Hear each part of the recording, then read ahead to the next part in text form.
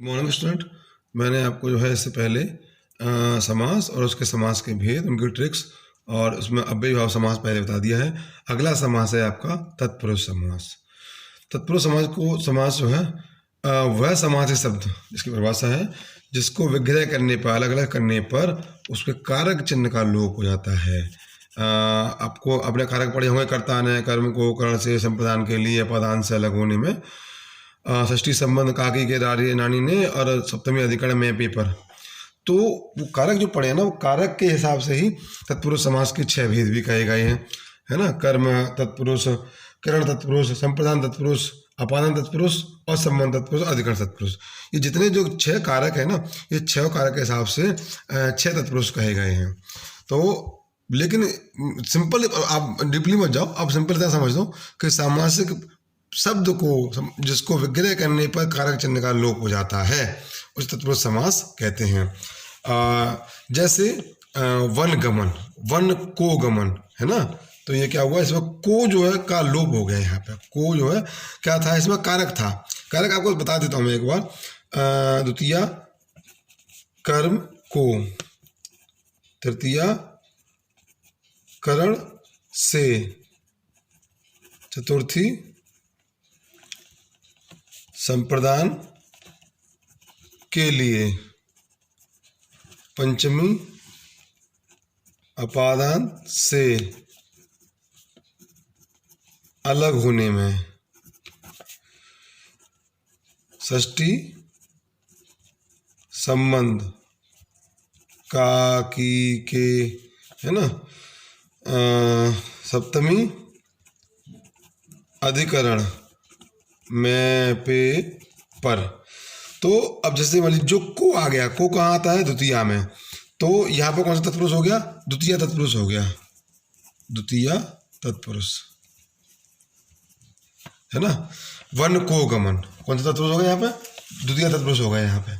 अब जैसे अगला उदाहरण देखें इसका, यश प्राप्त, क्या, यश प्राप्त, यानी कि यश को प्राप्त।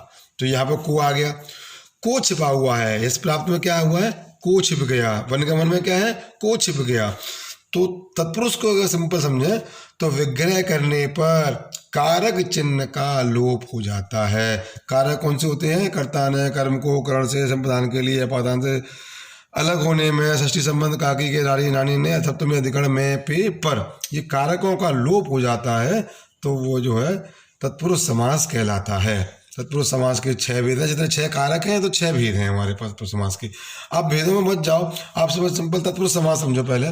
तत्पुरुष समास यानी कि बीच में से कारक शब्द का लोप हो जाए, तत्पुरुष समास कहलाता है। वन गमन, वन को गमन, यानी को का यहाँ पर लोप हुआ तो ये क्या हो गया, तत्पुरुष समास हो गया। यश प्राप्त, यश को प्राप्त, यहाँ पे को का लोप हो गया, लोप मतलब छिप गया, तो यश प्राप्त हो गया, है ना।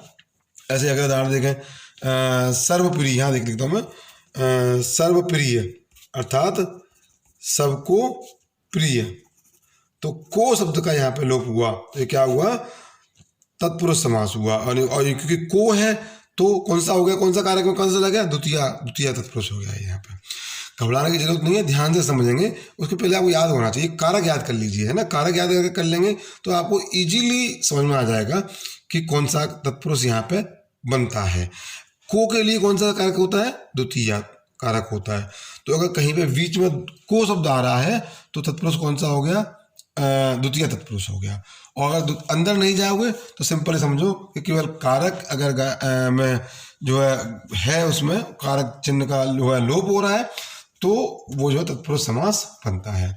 अगला देखें, मन गणंत, मन से गणंत, मन से गणंत। तो यहाँ पर क्या कारक हुआ, से, और से का लोप हुआ। यहाँ पे से का लोप हुआ तो कौन सा वो हो गया, तत्पुरुष समास हो गया। यानी कि कारक शब्द का लोप हुआ तो यहाँ पर तत्पुरुष समास हुआ। अगला देखें, गुरु दक्षिणा, गुरु के लिए दक्षिणा, है ना।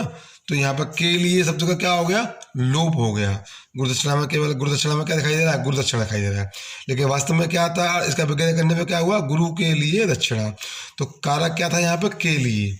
तो के लिए का लोप हो गया तो समास कौन सा बना, तत्पुरुष समास। ऐसे धर्म विमुख, धर्म से विमुख, यहाँ पर से आ गया, धर्म से अलग हो गए, अलग होने के संबंध में कौन सी आती है विभक्ति, पंचमी विभक्ति। पंचमी विभक्ति मैंने क्या लिखा है, अपादान से अलग होने में लिखा है। जब कोई जैसे वृक्ष से पत्ते गिरते हैं, है ना, तो वृक्ष वहीं खड़ा रह गया, पत्ते अलग हो गए, तो कौन सी विभक्ति हुई, पंचमी विभक्ति हो गई है। वह साइकिल से आता है, साइकिल के साथ आ रहा है, तो कौन सी विभक्ति हो गई, तृतीया विभक्ति हो गई। जब दो साथ साथ चलते हैं कारक, तो वो साथ साथ होने में कौन सी विभक्ति आती है, तृतीया, है ना, साथ होने के संबंध में। और जब अलग होते हैं तो कौन सी विभक्ति होती है, पंचमी विभक्ति। से यहाँ पर भी है, से यहाँ पर भी है, पर ये तृतीया वाला से साथ होने के संबंध में है और पंचमी वाला से अलग होने के संबंध में है यहाँ पर। तो यहाँ पर धर्म विमुख, धर्म से विमुख, धर्म वहीं रह गया और धर्म से विमुख अलग होकर कोई चला गया, है ना। तो यहाँ पर क्योंकि कारक शब्द का लोप हुआ है, कारक का लोप हुआ है, तो समास कौन सा रहा, तत्पुरुष समास रहा। ऐसे अगला राजदूत, राजा का दूत, राजा का दूत मतलब का शब्द आ गया इसमें, है ना, का आ गया, तो यहाँ पर क्या हो गया, तत्पुरुष समास। का लोप हो गया, यहाँ पे तत्पुरुष समास हो गया, क्योंकि का आया है तो संबंध का, की, के, रारी, ने, नानी, ने, यानी कि षष्ठी तत्पुरुष हो गए यहाँ पे, ये है ना। आगे स्नेह मग्न, स्नेह में मग्न, स्नेह में मग्न, में का लोप हो गया, तो क्या शब्द हो गया, अधिकरण, अधिकरण मैं पेपर, मैं आया अधिकरण, तो मैं पेपर में क्या लोप हो गया, सप्तमी तत्पुरुष हो गया यहाँ पे, यानी रहेगा तत्पुरुष ही।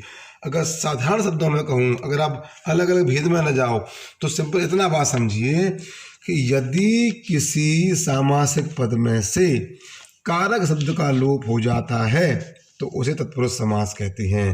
कारक कौन से, कर्ता ने कर्म को करण से संप्रदान के लिए अपादान से अलग होने में ये कारक होते हैं। अब कारक उनको याद, अगर वो आपको याद नहीं होते हैं तो ये समझ लीजिए दोनों पदों में से जो बीच का हिस्सा है वो गायब हो जाए, है ना, तो वो क्या हुआ, वहाँ पर तत्पुरुष समास हुआ। जैसे वन को गमन, तो को गायब हो गया, वन गमन रह गया केवल। मन से गणंत, से गायब हो गया, मन गणंत रह गया। गुरु के लिए दक्षिणा, के लिए गायब हो गया, गुरु दक्षिणा रह गया केवल। धर्म विमुख, धर्म से विमुख, से गायब हो गया, धर्म विमुख रह गया।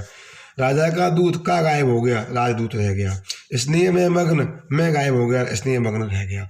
जब बीच में से कारक लोप का चिन्ह, कारक चिन्ह का लोप हो जाए तो समास कौन सा रहा, तत्पुरुष समास। फिर दोबारा समझ लीजिए, फिर आराम से समझ लीजिए, यदि बीच में से कारक शब्द का, कारक चिन्ह का लोप हो जाए तो समास कौन सा है, तत्पुरुष। और जिस कारक का लोप हुआ है उस कारक का तत्पुरुष हो जाता है। जैसे को कौन सा है, द्वितीय कारक, है ना, तो ये कौन सा हो गया, द्वितीय तत्पुरुष। से कौन सा है, तृतीय तत्पुरुष, तृतीय कारक है, तो ये कौन सा तत्पुरुष हो गया, तृतीय तत्पुरुष हो गया। के लिए कौन सा कारक है, ये चतुर्थी, तो ये चतुर्थी तत्पुरुष हो गया, है ना, तत्पुरुष। से विमुख अलग हो गया, ये कौन सा हो गया, पंचमी तत्पुरुष।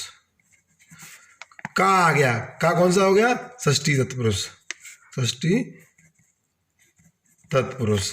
में आ गया, देखिए मैं पेपर, तो ये कौन सा हो गया, सप्तमी तत्पुरुष हो गया। फिर दोबारा समझ लीजिए, जो कारक है वही तत्पुरुष बन जाएगा। को द्वितीय कारक होता है, द्वितीय तत्पुरुष हो गया। से तृतीय कारक होता है, तो ये क्या हो गया, तृतीय तत्पुरुष हो गया। के लिए चौथा कारक होता है, तो चतुर्थी तत्पुरुष हो गया। से अलग होने में तो ये पंचमी तत्पुरुष हो गया। का षष्ठी तत्पुरुष हो गया। मैं सप्तमी तत्पुरुष हो गया, है ना। आपको मैं फिर लिख दूं यहाँ पे, ये